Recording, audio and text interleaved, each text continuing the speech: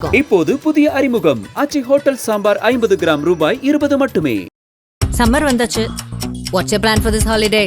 எங்க கிட்ட விட்டுருங்க, நாங்க பாத்துக்கிறோம். GT Holidays, South India's #1 travel brand.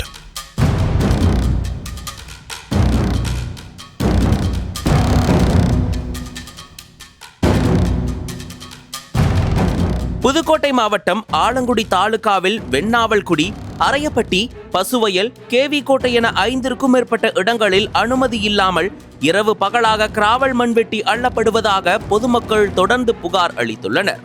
இந்த சட்டவிரோத குவாரிகளுக்கு ஒரு காக்கி சீருடைக்காரரின் சொந்த கார் அடிக்கடி வந்து செல்வதாகவும் உயர் அதிகாரிகளுக்கு தகவல் பரவியது. இந்த தகவலை அடுத்து கேவி கோட்டை கிராமத்தில் அரசு புறம்போக்கு குளத்தில் அனுமதி பெறாமல் கிராவல் மண் வெட்டப்படுவது குறித்து மாவட்ட கனிம வளத்துறை அதிகாரிகளுக்கு வந்த தகவலை அடுத்து அக்கிராம நிர்வாக அலுவலர் நேரில் ஆய்வு செய்ய அறிவுறுத்தப்பட்டது.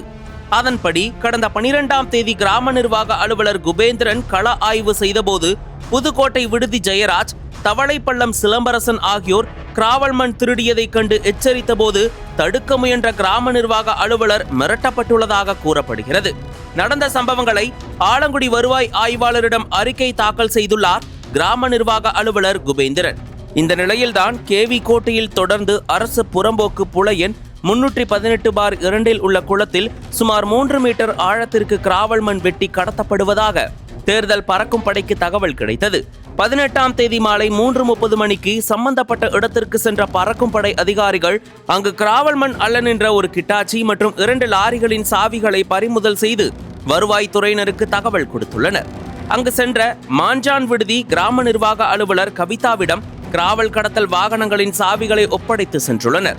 அந்த வாகனங்களை மணிகண்டன், ராஜ்குமார், தமிழரசன் ஆகியோர் ஓட்டியதையும் பதிவு செய்து கிராம நிர்வாக அலுவலரிடம் ஒப்படைத்துள்ளனர். தான் வேறு வட்டார கிராம நிர்வாக அலுவலர் என்பதால் சாவியை வருவாய் ஆய்வாளரிடம் ஒப்படைக்க சென்றபோது வருவாய் ஆய்வாளரும் வேறு பணிக்கு சென்றிருந்ததால் கிராம நிர்வாக அலுவலர்கள் சங்கம் லோகநாதனிடம் 3 வாகன சாவிகளையும் ஒப்படைத்துள்ளார் மாஞ்சான் விடுதி கிராம நிர்வாக அலுவலர் கவிதா. சாவிகளை அதிகாரிகள் பறிமுதல் செய்து சென்ற சிறிது நேரத்தில் மாற்று சாவிகளை கொண்டு வந்து வாகனங்களை அங்கிருந்து வேகமாக எடுத்து சென்று விட்டனர். பறக்கும் படை பிடித்த வாகன சாவிகள் வருவாய்த்துறை அதிகாரிகளிடம் இருக்கும்போது கடத்தல் கும்பல் வாகனங்களை எடுத்து சென்றது பரபரப்பை ஏற்படுத்தியுள்ளது. மேலும் இந்த வாகனங்களை வருவாய்த்துறையினர் பறிமுதல் செய்து காவல் நிலையத்தில் ஒப்படைப்பார்களா என்ற கேள்வியும் பொதுமக்களிடம் எழுந்துள்ளது. இந்த நிலையில்தான் புதுக்கோட்டை கனிம வளத்துறை அதிகாரிகள் கேவி கோட்டை கிராம நிர்வாக அலுவலர் குபேந்திரன் முன்னிலையில் சம்பந்தப்பட்ட குளத்தை ஆய்வு செய்து திருட்டு நடந்துள்ள பகுதியை அளவீடு செய்தபோது 3 மீட்டர் ஆழத்தில் சுமார் 8500 கன மீட்டர் அளவிற்கு கிராவல் மண் திருட்டு நடந்திருப்பதை கண்டறிந்தனர்.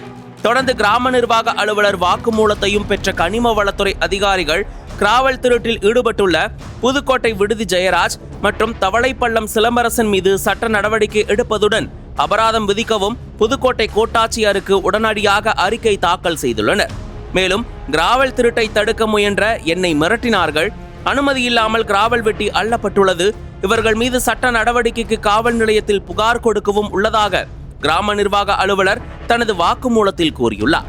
தேர்தல் பறக்கும் படையினர் சாதாரண மக்களிடம் பறிமுதல் செய்வதால் ஏராளமானவர்கள் பாதிக்கப்பட்டு வரும் நிலையில் தெரிந்தே கனிம கொள்ளையில் ஈடுபட்டவர்களின் வாகனங்களின் சாவிகளை பறித்தாலும் தற்போது வாகனங்கள் இல்லை.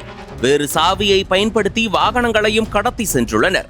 இந்த வாகனங்கள் மீண்டும் பறிமுதல் செய்யப்படுமா இல்லை அபராதத்துடன் சரியா என்ற கேள்வி பொதுமக்களிடமும் சமூக ஆர்வலர்களிடமும் எழுந்துள்ளது. அனல் பறக்கும் செய்திகளை அப்டேட் செய்து கொள்ள நக்கீரன் களத்தை இப்பவே சப்ஸ்கிரைப் பண்ணுங்க.